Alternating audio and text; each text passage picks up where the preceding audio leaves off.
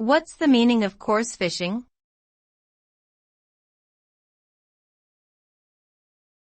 Coarse fishing.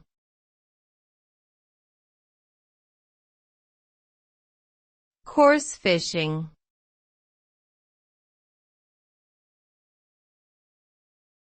Coarse fishing.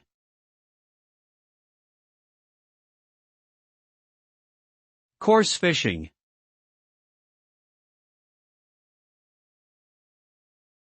Coarse fishing refers to angling for fish species that are not considered game fish, such as carp, bream, and tench. The term coarse comes from the rough texture of the fish's scales as opposed to the smooth scales of game fish like trout or salmon. In coarse fishing, anglers typically use heavier tackle and baits such as worms or maggots. The sport can be enjoyed in various freshwater locations such as rivers, canals, and ponds.